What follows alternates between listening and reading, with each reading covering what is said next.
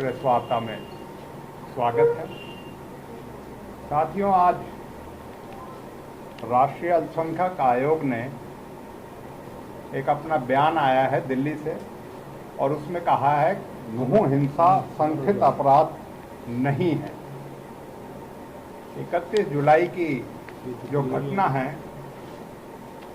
वो अपने आप में एक दुर्भाग्यपूर्ण घटना है। हम पहले दिन से कह रहे हैं और पहले दिन से ही हम ये कह रहे हैं ये संगठित अपराध नहीं था। और जो बात हमने कही उसमें ये कहता है कि जो ये सोशल मीडिया की लड़ाई में और उसके भड़काने में और उसमें एक ये जो है टकराव जो बना उसकी है। अल्पसंख्यक आयोग ने हमारी बात की पुष्टि करते हुए जो हमने कहा था, सरकार से कहा था, पहले दिन से कहा था कि सरकार की विफलता है। सरकार समय रहते उपयुक्त जो कदम उठाने चाहिए थे कानून व्यवस्था बनाए रखने के लिए, उसमें विफल हुई है और ये सरकार की विफलता ही थी जिसकी वजह से हम पहले दिन से ये मांग कर रहे हैं। स्थानीय विधायक भी हम मांग कर रहे हैं, कांग्रेस पार्टी भी ये मांग कर रही है कि इसकी न्यायिक जांच हो सिटिंग हाई कोर्ट के जज से। इस सारे प्रकरण की क्या वजूहात रहे, हिंसा के किसने हिंसा करी, कौन दोषी है और हिंसा में दोषी जो हैं उनको सजा मिले और निर्दोषों को इसमें ना परेशान किया जाए। ये पहले दिन से हमारी मांग है और ये रिपोर्ट जो आई है मोटे तौर पे अमर उजाला अखबार में है, जिसमें इस बात की पुष्टि करी गई है कि प्रशासनिक जो है फेलियर जो है की वजह से ये दंगे हुए थे और उसकी वजह से आज हम फिर से आपके माध्यम से, हमने पहले भी 2-3 बार आपको इसी प्रेस वार्ता के माध्यम से हम अपने साथी विधायकों के साथ मिलके आपको इस बात के लिए अवगत कराया है। और आज भी हम यह मांग करते हैं कि जहां सरकार की अपनी विफलता है वहां सरकार कैसे न्यायोचित जो है न्याय लोगों को दे सकती है। दोषियों को दोष के अनुसार उनको सजा दी जाए, लेकिन निर्दोषों को इसमें बिना सबूत के जो फंसाया जा रहा है उस पर हमें पहले दिन भी एतराज था, हमने बीच में भी एतराज किया और आज भी आपके सामने हम कुछ ऐसे तथ्यों को आपके सामने बीच में पेश करेंगे जिससे कि आप सब लोगों को ये पता लगेगा कि हम क्यों न्यायिक जांच कर रहे हैं, क्यों सिटिंग हाई कोर्ट के जज से जांच कर रहे हैं। क्योंकि जब न्याय देने वाले प्रशासन और सरकार जो है भेदभावपूर्ण तरीके से जो अपना व्यवहार करेगी तो उसमें किस तरीके से हम न्याय करेंगे। जबकि सरकार ये कहती है कि हमने उच्च अधिकारियों की एक टीम, क्योंकि मैं और स्वयं चौधरी इलियास डीजीपी से मिले थे और हमने कहा था कि उच्च अधिकारियों की निगरानी में होनी चाहिए। वो कहते तो ये हैं उच्च अधिकारी को, लेकिन मैं एक आपके सामने उदाहरण पेश करूंगा कि किस तरीके से पहले दिन से नूह की पुलिस और हरियाणा सरकार अपनी कार्रवाई में न्याय तो देना दूर, हमें लगता है भेदभाव करके एक विशेष समुदाय के प्रति अपना जो है कर्तव्य निष्ठा ना निभा के उसके खिलाफ कार्रवाई कर रही है। साथियों, इस जो अल्पसंख्यक आयोग के सामने भी मैं एक बात कहूंगा कि उन्होंने दंगे की बात तो कही, पर उसमें दंगे के साथ साथ क्यों नहीं बात कही कि जिनका नुकसान हुआ है, जिनका दंगे में नुकसान हुआ, दंगे के बाद जिनका मकान दुकान और जिनके व्यवसायों को तोड़ के हजारों की संख्या में उनकी जो है रोजी रोटी छीन के उनका जिनका कसूर नहीं था उनके मकानों के लिए जो और उनका जो हनन हुआ है, उनका जो हुआ है उसके बारे में क्यों नहीं करी, क्यों निर्दोषों के बारे में कार्रवाई नहीं करी कि निर्दोष आदमियों के लिए करने के लिए। इसमें कहीं ना कहीं आयोग की जो कार्रवाई है वो भी पूरी नहीं है। साथियों, मैं एक आपके सामने उदाहरण पेश करूंगा कि किस तरीके से हम पहले दिन से कह रहे हैं कि प्रशासन, नूह का पुलिस प्रशासन और जिला प्रशासन किस तरीके से अपनी कर्तव्य में फेल हुआ और अब कार्रवाई करके भी कार्रवाई जो हो रही है उसमें किस तरीके की कार्रवाई हो रही है।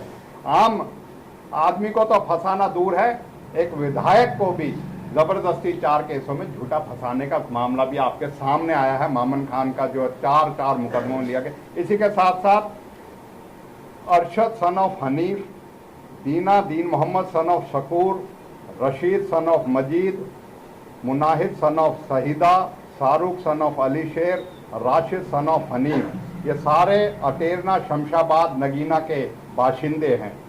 अरशद सन ऑफ अली शेर, Umardeen son of Deen Mohammad, Adil DSP son of Fateh Mohammad, Haris alias Tulli son of Shrichand, Taufiq son of Sattar, Sakim son of Muddin, Haroon Rashid son of Wali Mohammad, Mannan son of Wali Mohammad, Fajar Noor son of Razzaq, ये सारे नगीना गांव के बाशिंदे हैं। इरशाद सन ऑफ इब्राहिम, शहीद सन ऑफ दीनू, ये पिथौरपुरी के हैं दोनों। Amir son of Abdul Sattar Maroda, Sajid son of Hameed Badarpur, Amin son of Akhtar Bhadas, Zakariya son of Nasruddin Asaisika, Javed son of Mahmood Dhana, Taleem son of Asru Sablana police station Kama Rajasthan. ये सारे 17 जो नामित हैं, 23 व्यक्ति जो हैं, जो नामी हैं, वो 17 एफआईआर जो पुलिस स्टेशन नगीना में दंगे के दिन जो 17 एफआईआर दर्ज करी थी, 17 के 17 मुकदमों में इन 23 को मुल्जिम बनाया गया है।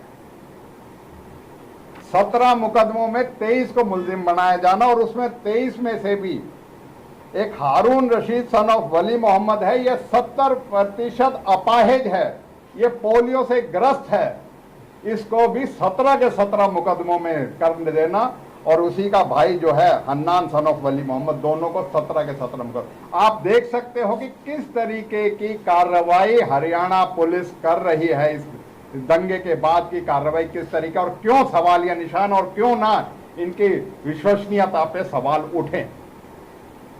सबके सब इसमें जमानत हो चुकी है, सबके 2 की जमानत हो चुकी है, सबकी वो है। जब पता लगा रिमांड पेपर में, ये रिमांड पेपर है जिसमें पता लगा कि 17 के 17 मुकदमों में इन 23 व्यक्तियों को जो है, इन बच्चों को जो है उसमें दे सकता है। जो दोषी हों उनको दोष के अनुसार सजा दे, लेकिन निर्दोषों को इस तरह की कार्रवाई करना, 5-5, 6-6 केसेस तो हर एक पे इन्होंने कर ही दिए हैं, क्योंकि जब एक विधायक पे जिसकी ना यहाँ हाजिरी थी ना किसी का रोल था, उस पे ही 4 मुकदमे कर दिया, तो आप समझ सकते हो किस तरीके की कार्रवाई। और पुलिस की कार्रवाई और संदेहजनक इसमें हो जाती है। एफआईआर नंबर जो है 252, police station city Nuh, Munsharif son of Majeed, Mustakeem son of Azad, Mubeen sun of मजीद, ये बड़ौजी गांव के हैं। इनको पुलिस स्टेशन नूहू सिटी में 252 में जो है अरेस्ट किया जाता है। जब इनकी बेल हो जाती है माननीय अदालत से, तो FIR number 253 2023 police station city Nuh, एक ही पुलिस स्टेशन में फिर से बेल होने के बाद प्रोडक्शन वारंट लिए जाते हैं। आप समझ सकते हो, एक ही पुलिस स्टेशन में अगर 2 केसेस थे तो उन पे जबी के जबी कार्रवाई क्यों नहीं करे। सिर्फ इनको, क्योंकि इनकी बेल हो रही है, अदालत इनको जो है इनके दोष के अनुसार इनको बेल दे रहा, तो उसको सबक सिखाने के लिए प्रोडक्शन वारंट लिए जा रहे हैं। ऐसे सैकड़ों जो है मुलजिमों के खिलाफ जिनकी बेल हो रही है, उनको प्रोडक्शन वारंट दूसरे केसेस में उसी पुलिस स्टेशन के अंदर दिए जा रहे हैं, जिससे पता लगता है कि पुलिस किस तरह की कार्रवाई कर रही है। और हमारे आपके माध्यम से यही है कि पुलिस ज्यादती तो करती थी, लेकिन आप सकते हैं ज्यादती पे ज्यादती करी जा रही है। सबसे पहले तो निर्दोष लड़कों को इसमें फंसाया गया, उनके बिना सबूत के उनको करा गया। 4-4 बच्चों को गोलियों का मतलब जो है एनकाउंटर दिखाया गया कि भाई इनको कर रहे हैं। सबकी गोली पाँव में ही लगती है, ये भी बड़ी, और पहाड़ में वो भी तावड़ू में ही लगती है, किसी एक ही जगह पे लगती है। मतलब आप देख सकते हो किस तरीके से निर्दोषों को फंसाने के लिए एक केस में नहीं 17 केसेस में मतलब जो है फंसाया जाता है। ये सारा संदेहजनक हो रहा है। और इसमें मैं यही कहूँगा कि हम पहले दिन से जो मांग कर रहे थे, उसका जो है आपने देखा कि अल्पसंख्यक आयोग केंद्र सरकार के ने भी बहुत हद तक उसमें जो है इस हमारी बात को माना है। तो हम आपके माध्यम से आज यही बात कर रहे हैं कि सरकार अपना विश्वसनीयता खो चुकी है। आज भी हम सरकार से आपके माध्यम से मांग करते हैं कि इसमें न्यायिक जांच हो, सिटिंग हाई कोर्ट के जज से न्याय हो, दोषियों को दोष अवश्य मिले, लेकिन निर्दोषों को सिर्फ अपनी जो है सबक सिखाने की जो नियत से हरियाणा पुलिस जो कार्रवाई कर रही है उससे हरियाणा पुलिस बाज आए और निर्दोषों को जो है उनको उनका निर्दोष जब जैसे जैसे निर्दोषता साबित हो रही है उनको दूसरे केसेस में फंसाया जा रहा है। इसी वजह से आज ये हम आपके सामने इस को उठाने के करेंगे। और इसी तरीके से एक डिंगर हेड़ी के बच्चे की भी शिकायत हमारे पास आई थी और उसमें भी उसकी वेरिफिकेशन होने के बाद, ऐसे बहुत से केसेस हैं जिनकी वेरिफिकेशन होने के बाद उसके माँ बापों ने एसपी को दरखास्त भी दी थी कि हमारे बच्चे के साथ ये हुआ, और उसका वेरिफिकेशन होने के बाद भी उसको फिर से उठा के और फिर से उसको और इतनी उसको प्रताड़ना दी गई है, इतनी उसके साथ वो करी गई है कि उसका जो है बयान नहीं करा जा सकता, इतनी 3rd डिग्री उसके साथ सलूक किया गया। ऐसी कार्रवाई जो है हमारे यहाँ बच्चों के साथ, निर्दोष बच्चों के साथ हो रही है। दोषियों के साथ दोष के अनुसार उनको खूब सजा दी जाए, लेकिन निर्दोषों के साथ हो रही है, उसका हम विरोध कर रहे हैं। और कानून के माध्यम से भी और सड़क पे और आगे आके आना पड़ेगा तो हम ऐसी कार्रवाई का विरोध करेंगे। इसी बात के लिए आपके बीच में आज इस बात को कहने के लिए हम अपने साथियों सहित अपने इलाके की जो ये घटना हुई, इस घटना में जो दोषी हैं उनके खिलाफ कार्रवाई करें, लेकिन जो निर्दोष हैं उनके खिलाफ ऐसी कार्रवाई करके हम विरोध करते हैं। और आपके माध्यम से ये भी कहना चाहते हैं कि मुआवजा जिनका नुकसान हुआ दंगे में उनका मुआवजा भी तुरंत दिलाया जाए। मुख्यमंत्री बातें बड़ी करते हैं लेकिन क्रियान्वयन के नाम पे उन बात नहीं किया जा सकता। और अगर जो हमारे होमगार्डों को भी ये सरकार जो है उनका जो होमगार्ड जो यहाँ जो शहीद हुए थे इस दंगे में, उनको भी जो है इंश्योरेंस के पैसे दिए गए हैं। सरकार ने अपनी तरफ से पैसे नहीं दिए। हम पिछली प्रेस कॉन्फ्रेंस में भी कहा था, आप भी कह रहे हैं, सरकार उनको उनकी ड्यूटी पे थे, ड्यूटी पे होते हुए उनको इंश्योरेंस के अलावा भी उनके परिजनों को दे। फतेहाबाद के एक परिजन का तो अभी आया है 1 दिन पहले ही, अभी हमारे कहने के बाद उसको मुआवजा दिया गया, लेकिन औरों को भी ये मुआवजा दे। इस बात को कहने के लिए आज आपके बीच में आए हैं। और इस सरकार से विश्वसनीयता उठ रही है, इस सरकार से लोगों का विश्वास उठ रहा है। और मुख्यमंत्री और सरकार को अगर थोड़ी सी भी अभी नैतिकता बाकी है तो अब भी न्यायिक जांच के आदेश करके इस सारे घटनाक्रम के लिए दोषियों को सजा दिलाएं, लेकिन निर्दोषों के खिलाफ ऐसी कार्रवाई ना हो, उसके लिए न्यायिक जांच हो और जो कसूरवार है, जो सरकार की अपनी कमी है, वो भी उजागर होकर